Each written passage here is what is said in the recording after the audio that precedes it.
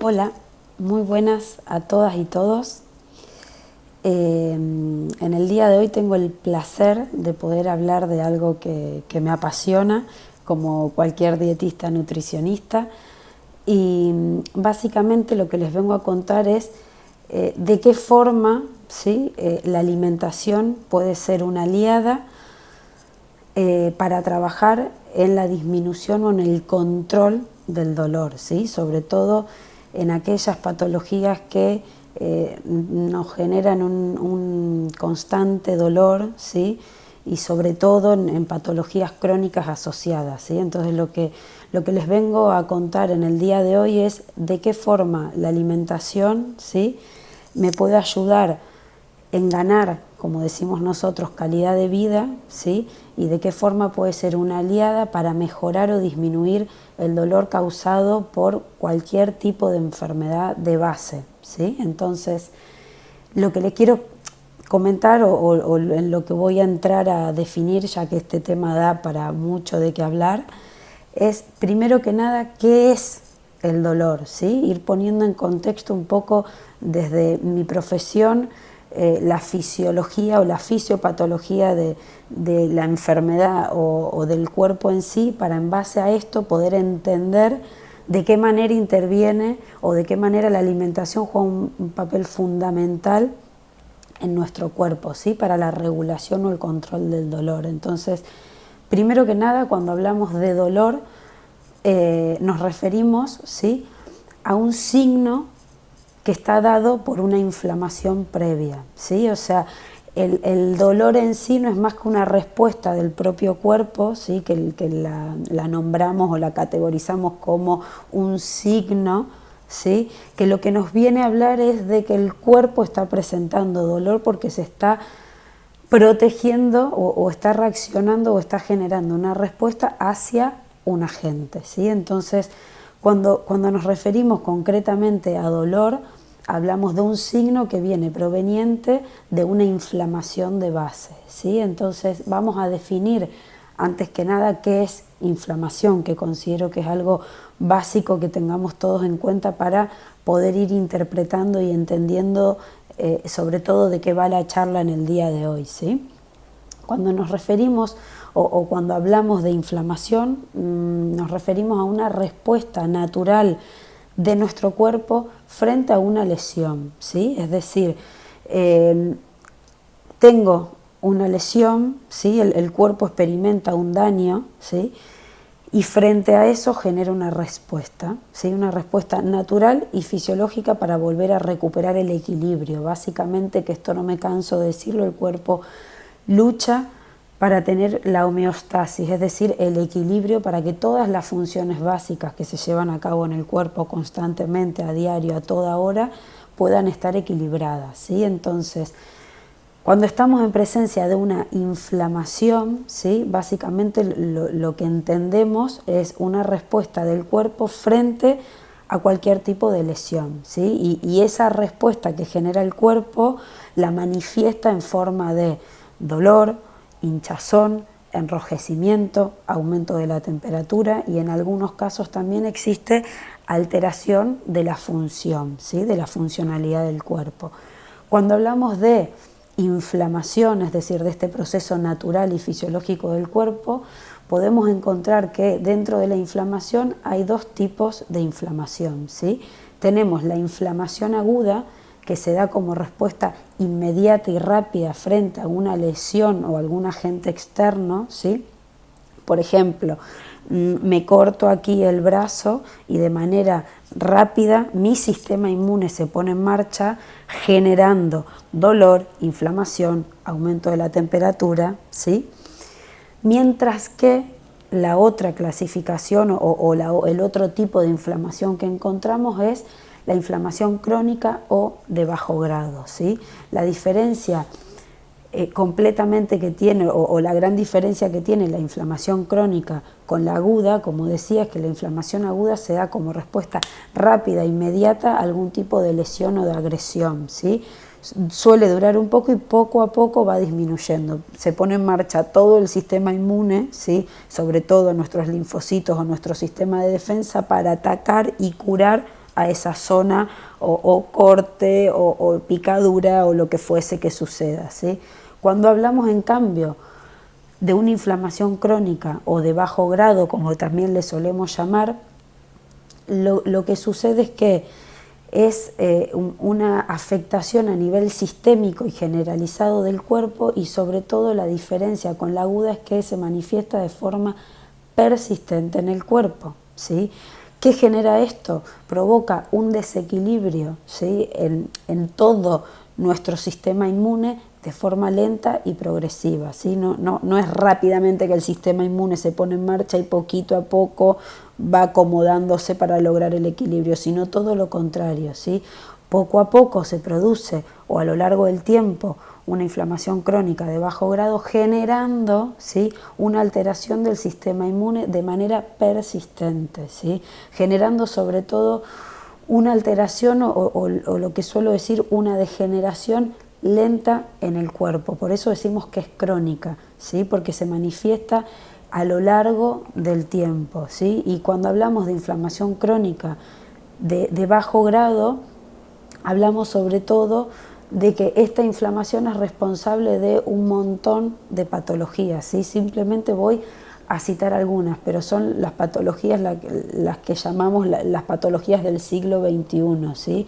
Las patologías sobre todo asociadas a alteraciones o disfunciones metabólicas y endocrinas, ¿sí?, como por ejemplo la diabetes mellitus, ¿sí?, la diabetes tipo 2, la hipertensión, las dislipemias, las patologías autoinmunes, el síndrome metabólico, que incluye a todo este tipo de patologías que le decimos las patologías metabólicas, o bien silenciosas, es decir, tengo una inflamación en el cuerpo a lo largo del tiempo, pero de forma silenciosa y no me voy dando cuenta, ¿sí?, y el cuerpo empieza a presentar alteración en la función, generando patología. Ya esa inflamación persistente y de forma silenciosa termina afectando a mi función natural del cuerpo, presentando X o varias, porque normalmente no suele ser simplemente una, ¿sí?, varias patologías asociadas, como pueden ser la hipertensión, la diabetes, las patologías autoinmunes, el síndrome metabólico, el sobrepeso, la obesidad, el cáncer, la fibromialgia, el Alzheimer, la artritis, ¿sí? Son todas patologías que comparten la misma característica, que es una inflamación crónica de bajo grado, algunas acompañadas de dolor y otras no tanto, ¿sí? Y sobre todo en este tipo de inflamación, que es la crónica de bajo grado, es donde por medio de la alimentación podemos intervenir muchísimo, ¿sí?, para ayudar a mejorar la calidad de vida, aunque muchas veces no se puede intervenir en combatir la patología en sí, pero sí que con el estilo de vida general y los cambios de hábitos y sobre todo la alimentación podremos contribuir a mejorar o disminuir el proceso de dolor de la persona, básicamente regulando este tipo de inflamación. Entonces, es por esto que la alimentación en estos casos juega un papel sumamente importante, ¿sí? Ahora bien, ¿a qué nos referimos o de qué manera, ¿sí?, tenemos que intervenir con la alimentación? Yo siempre hablo aquí de tener en cuenta o de tener claro en qué consiste una alimentación antiinflamatoria, o bien buscar o proporcionar un ambiente antiinflamatorio, ¿sí? Lo que buscamos o lo que busco como nutricionista desde mi visión integral o desde la nutrición integral, ¿sí?, es contribuir a la disminución de la inflamación, ¿sí? Y aquí es importante no solo mirar la alimentación, sino intervenir o cuidar un montón de otros aspectos, ¿sí?, como suelen ser la alimentación, el estrés, ¿sí?, que ahora vamos a hablar de que hay varios tipos de estrés, los tóxicos ambientales, el consumo de drogas o sustancias tóxicas para el cuerpo y los disruptores endocrinos. Por eso aquí, cuando hablamos de nutrición, hablamos de la nutrición para el cuerpo, ¿sí?, o de regular la inflamación a nivel general, desde la alimentación y el tipo de alimentos que estoy consumiendo, como también el tipo de alimento o los grupos de alimentos que estoy dejando fuera, como así sustancias también, ¿sí? Con esto a lo que me refiero o lo que quiero explicar es que si ya de por sí existe una inflamación natural, ¿sí?, producto de una respuesta del cuerpo hacia alguna lesión o alguna patología, ¿sí?, si ya existe un grado de inflamación, ¿sí?, y yo a esto le sumo una inflamación cronificada por esta inflamación crónica de bajo grado, lo que termino generando es que ese dolor sea más alto todavía, ¿sí?, y que a lo mejor una patología que genera una capacidad, una regulación del dolor medio termine generando en una persona un dolor insoportable y un dolor muy alto por sumarse al dolor de la respuesta inmune normal del cuerpo, ¿sí?, por sumarse la inflamación crónica de bajo grado. Entonces aquí es sumamente importante indagar y poder intervenir en el estilo de vida de la persona para ayudarla a mejorar sus hábitos, ¿sí?, sus hábitos a nivel general, ¿sí?, para poder sobre todo contribuir a la disminución de la inflamación de bajo grado. Disminuyendo en la inflamación o en la contribución, disminuyendo en la inflamación de bajo grado, vamos a disminuir, ¿sí?, de forma directa en la regulación del dolor, ¿sí? Por tanto, es sumamente importante, si estoy llevando a cabo una alimentación proinflamatoria que potenciará aún más mi dolor, ¿sí?, o si estoy llevando de lo contrario una alimentación antiinflamatoria donde voy a ayudar a contribuir a la disminución de todo este dolor más allá de la patología asociada que provenga este dolor, que como decíamos en el comienzo no es más que una respuesta fisiológica del cuerpo, ¿sí? Cuando tengo dolor o cuando existe un síntoma, la pregunta siempre debe de ser de dónde viene el origen, ¿sí? Por eso es tan importante entender la raíz, la fisionomía, la fisiopatología de cada persona, ¿sí?, para en base a eso llevar a cabo el tratamiento adecuado, ¿sí? Eso por un lado. Ahora bien, me voy a ir adentrando, ¿sí?, ahora que ya tenemos conocimiento o que ya queda claro la diferencia entre inflamación, ¿sí?, aguda, que es me golpeo y sufro un traumatismo, ¿sí?, que cuando hablamos de traumatismo hablamos de signos, que era lo que decíamos, o la inflamación crónica de bajo grado, que es aquí donde con los estilos de vida podemos contribuir muchísimo a disminuir la inflamación y por ende de forma directa el dolor, ¿sí? ¿Qué tenemos que tener en cuenta a nivel general y de estilos de vida, ¿sí? Tenemos que tener en cuenta, por un lado, la alimentación que estemos llevando a cabo, ¿sí? Si esta alimentación nos inflama más o por lo tanto es una alimentación antiinflamatoria que nos ayuda a contribuir al equilibrio y a disminuir la inflamación. Tenemos que tener en cuenta también el estrés fisiológico del cuerpo, ¿sí? Y aquí hay varios tipos de estrés que básicamente lo que nos terminan generando es aumento de citoquinas proinflamatorias o aumento de hormonas inflamatorias, ¿sí?, que lo que me generan va a ser aumento del dolor de forma directa también. Entonces, cuando hablamos de estrés, aquí tenemos que pensar en todos los tipos de estrés a los que estamos sometidos en el siglo XXI, en el día a día en el que estamos viviendo, ¿sí? Cuando hablamos de estrés, no nos referimos solo al estrés mental, que también es importante, ¿sí?, porque un estrés mental, ya sea inducido porque cada día estoy estresada con mi trabajo o cada día estoy estresada por el dinero o cada día estoy estresada por mis hijos o cada día, sea el estrés que fuese, ¿sí? Cuando hablamos de estrés mental, hablamos de que cuando una persona está bajo ese estrés mental se empiezan a producir alteraciones fisiológicas y hormonales, ¿sí?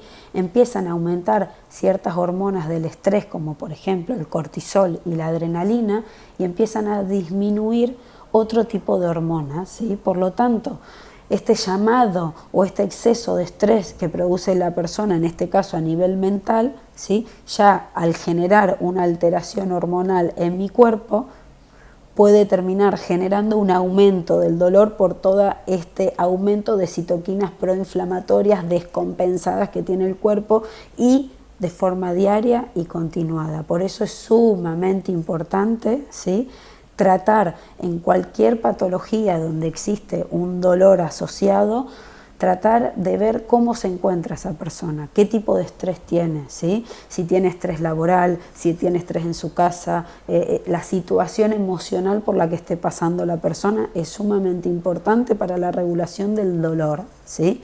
Por lo tanto, tenemos el estrés mental, tenemos el estrés fisiológico, ¿sí?, mediado por déficit o exceso, ¿sí?, de nutrientes, que yo le llamo el estrés fisiológico del cuerpo. Por lo tanto, aquí interviene el tipo de alimentación que esté llevando, si estoy consumiendo energía en exceso, que también termino estresando al cuerpo, o si llevo a cabo dietas sumamente restrictivas donde el cuerpo interfiere o interpreta un estrés físico, ¿sí?, por una cuestión de restricción alimentaria, porque de repente estoy consumiendo muy poca cantidad de nutrientes, muy por debajo de mis requerimientos, entonces entro en un estrés fisiológico que le llamo, ¿sí? Otro tipo de estrés, aparte del mental o el estrés alimentario o el estrés físico, ¿sí?, es el estrés que le inducimos o le generamos o le producimos al cuerpo por el estrés físico que le llamo yo, ¿sí?, que también cuando hablamos de estrés físico puede darse por un exceso o un déficit de actividad física, ¿sí? Lo que sucede tanto con un exceso o con un déficit en el estrés físico es también que comienzan a aumentar hormonas del estrés y a disminuir las hormonas antiinflamatorias, que terminan siendo las hormonas del placer, que se estimulan, por ejemplo, en las relaciones sexuales, en la actividad física, que estoy hablando básicamente de la serotonina, ¿sí?, que es una reguladora potente del estrés y también del estado de ánimo. Entonces, como cuando esta hormona se encuentra equilibrada mediante los hábitos de vida, el trabajo, desde si estoy llevando un trabajo que me gusta, un trabajo que no me gusta, desde el tipo de alimentación que llevo, desde el tipo de actividad física que tengo. Por eso siempre digo que es sumamente importante mantener el cuerpo activo, pero cuando hablamos de cuerpo activo es hacer una actividad física que nos motive, que nos guste, que nos genere placer, ¿sí? Cuando hacemos actividades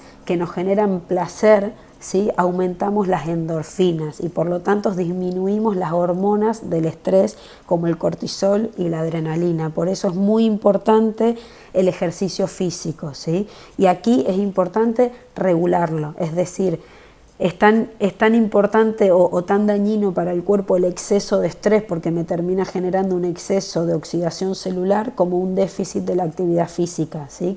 Ahí ya hablamos de el sedentarismo y la contribución de este estado inflamatorio del cuerpo o de esta inflamación crónica de bajo grado, ¿sí?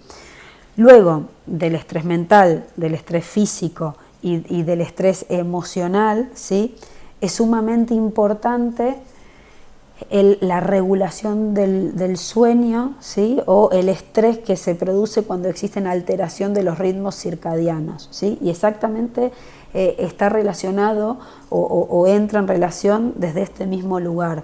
¿Qué sucede si una persona, ¿sí?, está durmiendo muy pocas horas al día? ¿Sí? Básicamente el cuerpo sigue luchando por mantener este equilibrio para que todas las funciones básicas se puedan llevar a cabo, pero nos encontramos con el gran problema de que comienza a haber una inflamación crónica de bajo grado por un exceso de oxidación del cuerpo, de oxidación celular, por mantener, ¿sí?, todo este equilibrio. Y lo que empieza a suceder cuando no existe un correcto descanso, cuando el sueño está entrecortado o alterado, es que a nivel hormonal empiezan a aumentar todas estas hormonas del estrés y por lo tanto potencian el dolor, ¿sí? En mi consulta de nutrición trabajo desde la nutrición integral, es decir, poder integrar cómo está durmiendo la persona, qué está comiendo, ¿sí?, cómo está su nivel de estrés, cómo está a nivel emocional, si está haciendo actividad física, si está bajo tratamiento psicológico, o si realiza meditación, o si lleva a cabo técnicas de mindfulness, o de qué forma se relaciona con los alimentos para ver el tipo de emoción recurrente con el cual nos estamos relacionando frente a la alimentación. Entonces, todo esto es sumamente importante a la hora de llevar a cabo unos hábitos de vida antiinflamatorios, ¿sí? Recordemos que los hábitos de vida antiinflamatorios van a ser nuestros aliados para poder reducir el dolor y por lo tanto tener una mejor calidad de vida, independientemente de la patología de base que tengamos que afrontar, ¿sí? Pero por eso aquí entra en forma prioritaria o fundamental los hábitos de vida como la alimentación, ¿sí? Desde mi punto de vista como nutricionista, no solo deberíamos explicar o hacerle entender a nuestros pacientes que la alimentación juega un papel fundamental, sino que todos estos otros factores, ¿sí?, secundarios a la alimentación son o están totalmente relacionados con la inflamación y el dolor, ¿sí? De todos modos, para no expandirme tanto por el tiempo acotado que tengo, me voy a meter ahora sí de lleno en qué consiste o cuáles son las sustancias y los micronutrientes, ¿sí?, o a tener en cuenta para llevar a cabo una alimentación antiinflamatoria, por lo tanto poder controlar este dolor, ¿sí? Sobre todo, primero que nada, lo que digo, para llevar a cabo una alimentación antiinflamatoria hay dos pilares fundamentales, ¿sí? Es tan importante eliminar ciertas sustancias que me generan un aumento de la inflamación como incorporar micronutrientes antiinflamatorios, ¿sí? Entonces aquí lo que explico siempre es que no existe ningún alimento, ¿sí?, por sí solo que me regule la inflamación si tengo unos hábitos de vida poco saludables, ¿sí? Entonces, primero que nada me voy a centrar o voy a explicar cuáles son esas sustancias a evitar o bien a eliminar o reducir al máximo, ¿sí? Siempre digo valorar el comienzo o el punto de partida del paciente. No le puedo pedir al paciente que elimine absolutamente todo cuando está en una situación o en un ambiente o con unos hábitos de vida muy proinflamatorios, ¿sí? Entonces, lo que tengo que hacer es ir valorando de forma individual la alimentación de cada paciente. Para llevar a cabo una alimentación antiinflamatoria es tan importante las sustancias a eliminar o a evitar al máximo posible como aquellos nutrientes a potenciar, ¿sí? Vamos por parte. Por un lado, las sustancias a evitar al máximo o en lo posible a eliminar serían el azúcar, ¿sí?, el azúcar simple o los hidratos de carbono refinados, ¿sí? Cuando hablo de esto, si bien es algo ya muy recurrente y muy escuchado, quiero aclarar que no me refiero solamente al azúcar agregado, sino a todos aquellos productos ultraprocesados que nos obtiene o que nos sigue vendiendo la industria alimentaria, ¿sí?, y que por desgracia son la mayoría de los que encontramos en los supermercados de hoy en día, ¿sí? Y cuando hablamos de azúcares simples o refinados me refiero a productos de panadería como bollería, pan blanco, magdalena, muffin, chuches, caramelos, refrescos, bebidas azucaradas, zumos, incluso aunque sean zumos naturales o zumos de frutas naturales o de verduras, golosinas, helados, todo tipo de producto que venga envasado, ¿sí?, suele contener gran cantidad de hidratos de carbono simple, exceso de azúcares, ¿sí?, que esto es sumamente proinflamatorio para el cuerpo, ya que a nivel hormonal, ¿sí?, nos termina generando resistencia a la insulina, lo que contribuye a un aumento de peso, a una posible o futura diabetes y también, ¿sí?, a una desregulación hormonal, ¿sí?, como también a su vez el exceso en el consumo de azúcares refinados termina alterando la microbiota intestinal, que luego voy a hablar de eso al final de la charla, ¿sí? La importancia de nuestro intestino, de nuestra microbiota intestinal. Entonces, por un lado, el primer o uno de los nutrientes o una de las sustancias básicas a eliminar es el azúcar, ¿sí? No el azúcar proveniente de las frutas y verduras, que es azúcar complejo, ¿sí? Sino el azúcar simple, el azúcar agregado por la industria alimentaria a todo tipo de productos de los que decía, productos de repostería, bollería, etcétera, etcétera, etcétera. Por el otro lado, otra sustancia básica a eliminar para ayudar a disminuir la inflamación crónica de bajo grado es los aceites vegetales refinados, ¿sí? Que los encontramos tanto en las grasas saturadas provenientes de alimentos de origen animal como carnes rojas, embutido, chorizo, salchichón, jamón, aunque sea serrano, aunque sea ibérico, todo tipo de embutido, butifarra, ¿sí? como también en las grasas trans, que aquí intervienen todos los productos de bollería o panadería como patatas chips, productos de bolsa, algunos alimentos congelados, ¿sí? Evitar al máximo los aceites de girasol, soja, maíz, ¿sí? Y sobre todo este tipo de aceites provenientes de semillas, evitar el someterlos a temperaturas altas, como por ejemplo frituras, ¿sí? Que lo que suele suceder que cuando consumimos unas patatas bravas o unas patatas fritas fuera de casa, normalmente la consumimos con un aceite que está 100% repetido, ¿sí? Un aceite que lo usan un montón de veces, entonces ya ha sufrido un proceso de oxidación muy alta, ¿sí? Por lo tanto hay que limitar al máximo posible todos los aceites refinados que utiliza la industria alimentaria, que se encuentran en todo este tipo de alimentos, ¿sí? Y dentro de las grasas provenientes de semillas, como le decías, intentar consumirlas crudas, evitar al máximo posible las frituras, ¿sí? Por lo tanto, el aceite a potenciar sería el aceite de oliva virgen extra. Luego, otra sustancia a evitar, ¿sí? Y aquí entra en juego el tema del consumo de tabaco y alcohol, que son drogas para el cuerpo, aunque socialmente no están 100% aceptadas como drogas, pero que son altamente tóxicas para el cuerpo, ¿sí? Por un lado, el tabaco potencia la inflamación de bajo grado de forma exagerada, simplemente proveniente de la combustión que se genera al fumar, y además por toda la cantidad de metales pesados que consumimos, ¿sí? En la inhalación mediante el tabaco. Todo esto genera una oxidación celular exagerada, lo que contribuye de forma directa a un incremento de la inflamación corporal, ¿sí? Lo mismo sucede desde otro lugar con el alcohol, ¿sí? ¿Y por qué digo desde otro lugar?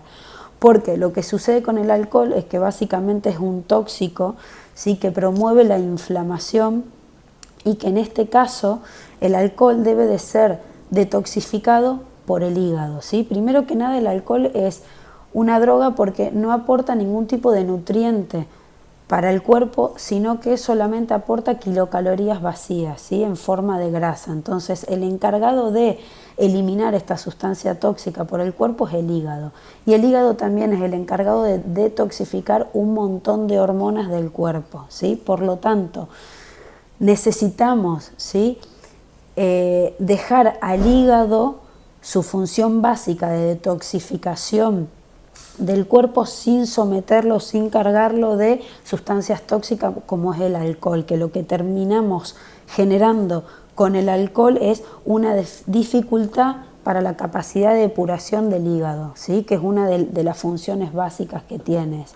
Además, lo que termina dificultando, que esto ya daría para tema ginecológico, pero no deja de intervenir en la parte de concepción y embarazo, ¿sí?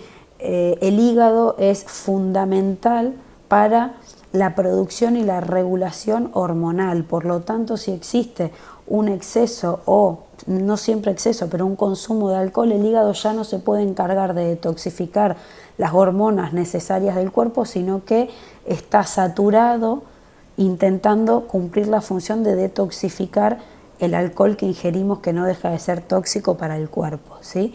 Por otro lado, el alcohol también lo que hace es disminuir los niveles de glutatión, que el glutatión es una de las sustancias depurativas y protectoras del hígado, por lo tanto que miremos por donde miremos, el consumo de alcohol daña el hígado, ¿sí? Interfiriendo en la capacidad de depuración como también en la disminución de esta sustancia que ayuda a protegerlo y a detoxificar, ¿sí? Por lo tanto, fuera el alcohol también. Por otro lado, encontramos que si queremos disminuir la inflamación crónica de bajo grado, hay dos sustancias muy importantes y muy nombradas en la actualidad que hay que tener en cuenta, que son el trigo y los lácteos, ¿sí? Sobre todo, yo digo el trigo porque en realidad el trigo contiene gluten, ¿sí? Pero el gluten está en un montón de otros cereales, ¿sí? En la avena, en el centeno, en la cebada. Entonces, cuando hablamos de alimentación inflamatoria, aquí hay que tener muy en claro que en realidad en sí el problema no es el gluten, ¿sí? Sino que el trigo es uno de los cereales que mayor capacidad proinflamatoria cumplen o generan en el organismo. Pero aquí, como siempre digo, tanto el trigo como los lácteos hay que valorar de forma individualizada la aceptación y la tolerancia de cada persona, ¿sí? ¿Por qué? Y volvemos al tema de la microbiota, que ahora llegaré a explicar. Es sumamente importante, ¿sí?, valorar si la persona tiene sintomatología previa asociada.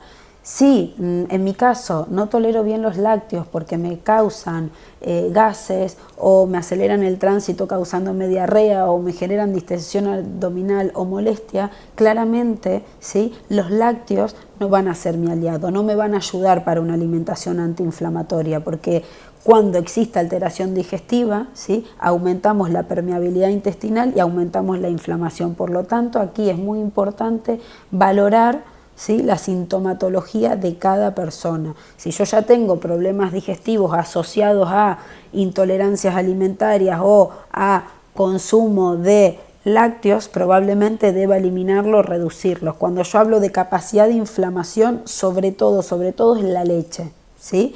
No se digiere igual los lácteos de vaca que los lácteos de oveja o de cabra, por ejemplo, pero sobre todo es la leche, ¿sí? ¿Por qué? Porque muchas veces si potenciamos el consumo de lácteos fermentados como el yogur y el kéfir, ¿sí?, estamos dando probióticos y estamos ayudando a la disminución de la inflamación. O sea que aquí es muy importante valorar cada caso en concreto de la persona. Por el otro lado, lo mismo decimos con el gluten, ¿sí? Si yo tengo intolerancia al gluten o sobre todo tengo una intolerancia no celíaca al trigo, ¿sí?, es importante, si yo ya sé que me genera alteración digestiva, eliminarlo, pero no en todos los casos suele suceder, ¿sí? Entonces, resumiendo, las sustancias a evitar y a eliminar, ¿sí?, en realidad sería eliminar, sino a evitar al máximo posible, serían el azúcar, los ácidos grasos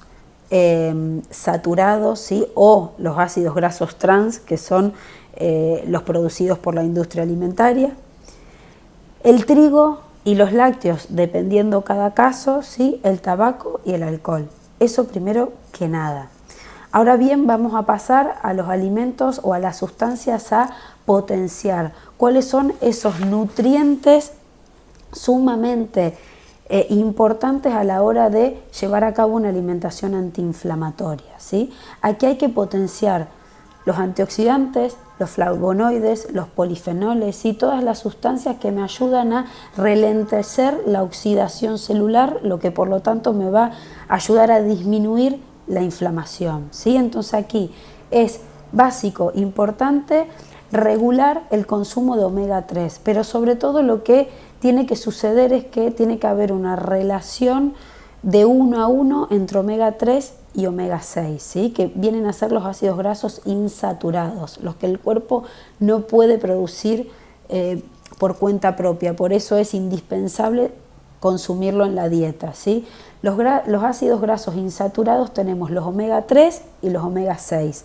Deberían de tener una relación 1 a 1, es decir, consumir la misma cantidad. Lo que suele suceder es que normalmente consumimos mucho más cantidad de omega 6 que de omega 3, ¿sí? Entonces, lo que tenemos que buscar es compensarlo. ¿Dónde encontramos los ácidos grasos omega 6? Son las grasas provenientes de el aceite de girasol, el aceite de maíz, el aceite de colza, ¿sí? El aceite de las carnes. Entonces esto es lo que deberíamos, el aceite es de las semillas básicamente, esto es lo que deberíamos de regular y potenciar, ¿sí? El consumo de ácidos grasos omega 3 que se encuentra sobre todo en pescados azules, ¿sí? Los pescados azules pueden ser atún, bonito, caballa, sardina, boquerón, trucha, ¿sí? Como también lo encontramos en el aceite de oliva virgen extra, es decir, el de primera prensada, los frutos secos y en algunas semillas, como por ejemplo la de lino o la de cáñamo. Entonces, todo este conjunto de alimentos lo que me van a hacer es potenciar los omega 3, ¿sí? Que básicamente los omega 3 son un potente antiinflamatorio del sistema inmune. Por eso es muy importante el consumo, ¿sí? De 3 a 4 veces por semana. En los casos donde exista dificultad con la ingesta por un consumo bajo en pescado o una dieta vegetariana o lo que fuese, esto también habría que valorarlo dependiendo de cada persona, lo que habría que hacer es valorar la suplementación. Y aquí es sumamente importante de tener en cuenta a la hora de la suplementación ir acompañado de la mano de un experto, un profesional sanitario, porque existe hoy por hoy en el mercado una cantidad excesiva de suplementación y de muestra de productos alimenticios que muchas veces no son los adecuados porque no contienen la cantidad básica de micronutrientes, ¿sí? Entonces aquí es muy importante que antes de suplementar, por ejemplo, en este caso con omega 3, valoremos estar acompañado de un dietista nutricionista para saber qué tipo de omega 3 es el que realmente puede funcionar, ¿sí? Si bien el omega 3, en especial el DHA, lo encontramos en los pescados azules, ¿sí? En el caso de personas vegetarianas, cuando es conveniente suplementarlo, lo obtenemos en base a suplementación mediante algas, que también contienen gran cantidad de DHA. Entonces, un nutriente o un ácido graso fundamental para disminuir la inflamación son los omega 3. Luego encontramos el zinc, que el zinc es un potente antioxidante y antiinflamatorio, ¿sí? Interviene tanto en la fabricación como en el transporte, como en la activación de todas las hormonas, ¿sí? Recordemos que tenemos citoquinas o hormonas proinflamatorias y citoquinas o hormonas antiinflamatorias. Entonces es fundamental en este equilibrio, ¿sí? El consumo adecuado de zinc, ya sea en forma de suplemento cuando exista la necesidad o bien mediante una alimentación, ¿sí? ¿Dónde encontramos o qué alimentos son ricos en zinc? Tenemos las semillas de sésamo, las semillas de calabaza, las nueces, las legumbres, los cereales de trigo y algunas setas, ¿sí? Otro micronutriente sumamente importante, regulador de la inflamación, que por ende nos ayuda a disminuir el dolor, es el magnesio, ¿sí? Recordemos que el magnesio es uno de los minerales más abundantes que tenemos en el cuerpo, ¿sí? ¿Dónde encontramos el magnesio? En todos los vegetales que contengan clorofila, es decir, todos los vegetales de hojas verdes, espinacas, acelga, rúcula, cale, ¿sí? En varias frutas como el plátano, las frutas cítricas como el limón, la naranja, el pomelo, la mandarina, ¿sí? En gran cantidad de frutos secos, en muchas semillas, sobre todo la mayor cantidad de magnesio en las semillas las encontramos en las semillas de cáñamo y en las semillas de lino. En algunas legumbres también, en cereales pero integrales, ¿sí? Y en el cacao en polvo. Todos estos alimentos son ricos en magnesio, entonces deberíamos de potenciarlo en nuestra alimentación diaria, cada día, ¿sí? Esto es algo muy recurrente que escucho en la consulta. Vale, dame un suplemento de magnesio o de zinc o de omega 3 para disminuir la inflamación, pero sigo teniendo un consumo alto de alcohol o sustancias tóxicas o un estrés sumamente alto. No me va a servir, ¿sí? Es todo en su correcto equilibrio, en su justa medida, ¿vale? Otro nutriente fundamental y sumamente importante para disminuir la inflamación es la vitamina B6, ¿sí? La vitamina B6, sobre todo entre tantas funciones que tiene, la principal que tiene es aumentar los niveles de serotonina en el cerebro. Por lo tanto, nos ayudan a disminuir los niveles de cortisol y de adrenalina, es decir, disminuyen el estrés en el cuerpo, disminuyendo por lo tanto la oxidación celular y disminuyendo la inflamación. ¿Cuáles son los alimentos en donde podemos encontrar la vitamina 6? Cereales integrales, legumbres, semillas, plátano, levadura de cerveza y también en la clara o en el huevo, en la clara de huevo o en el huevo en sí, en algunos frutos secos y en las carnes, ¿sí? Aquí es muy importante destacar que la mayoría de alimentación antiinflamatoria o de nutrientes antiinflamatorios se encuentran en mucho de alimentos repetidos de los que les vengo diciendo, ¿sí? No es que solamente las legumbres nos aportan zinc, no. Normalmente, como la naturaleza es sabia, me van a aportar zinc, magnesio, vitamina B6, ¿sí? Que es un poco lo que estoy diciendo. Y por último, antes de terminar, no me quiero olvidar de la vitamina D, ¿sí? Que es un potente, o sea, la vitamina D antes se creía que solamente intervenían en el proceso de absorción de calcio en los huesos, ¿sí? Hoy se sabe que la vitamina D juega un papel fundamental en la regulación de la inflamación, ¿sí? Es uno de los parámetros que solemos mirar siempre en analíticas cuando existe algún tipo de patología autoinmune o algún tipo de alteración inflamatoria, ¿sí? Porque las funciones básicas de las vitaminas D es, por un lado, modular el sistema inmune y por el otro lado regular o servir como mediador de la inflamación. Por eso es sumamente importante tener los niveles de vitamina D a tope en el cuerpo, a tope, por encima de 30, que sería lo normal, ¿sí? ¿De qué manera obtenemos la vitamina D? La encontramos en algunos alimentos como el pescado, la yema de huevo, algunos hongos, ¿sí? Pero sobre todo la mejor manera de sintetizar esta hormona, ¿sí? Es mediante la exposición solar de al menos 15-20 minutos diarios, ¿sí? Para cerrar la charla, ¿sí? Para que quede como en limpio todo lo que fui comentando, ¿sí? Porque esto de que uno habla de nutrientes, de minerales, de vitaminas, ¿sí? Básicamente, ¿en qué consiste una alimentación antiinflamatoria? En resumen, ¿sí? Por un lado, tener en cuenta que debemos de eliminar todo tipo de sustancias que son sumamente tóxicas e inflamatorias para el cuerpo, como azúcares simples, ácidos grasos saturados, refinados o trans, ¿sí? Tabaco, alcohol y otras drogas, ¿sí? Trigo y lácteos dependiendo cada caso en concreto, ¿sí? Con todo esto vamos a ayudar a disminuir la inflamación o a no aumentar ese dolor por el exceso de consumo, en el exceso de sustancias proinflamatorias, ¿sí? Por el otro lado, sustancias a potenciar: omega 3, vitamina D, zinc, magnesio y vitamina B6, ¿sí? Resume, potenciar qué tipo de alimentos para incorporar todos estos micronutrientes de los que le estoy hablando. Vegetales de todos los tipos, en todos los colores, verduras, ¿sí?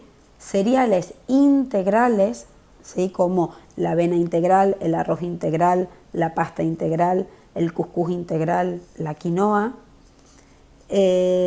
legumbres, frutos secos, semillas y aceites esenciales como el aceite de oliva virgen extra, que aquí en España es la mejor opción por excelencia que podemos tener, ¿sí? O el aceite de o las olivas, por ejemplo, ¿sí? Pero lo digo porque muchas veces se suele gastar mucho dinero en otro tipo de aceite, y hoy por hoy en España tenemos un súper mega potente antioxidante, ¿sí? en el día a día, y a nivel calidad precio, ¿sí? El mejor aceite que yo recomiendo antiinflamatorio es el aceite de oliva, ¿sí? Y el omega 3, que también lo encontramos en los pescados azules. Bueno, espero que le haya servido esta charla.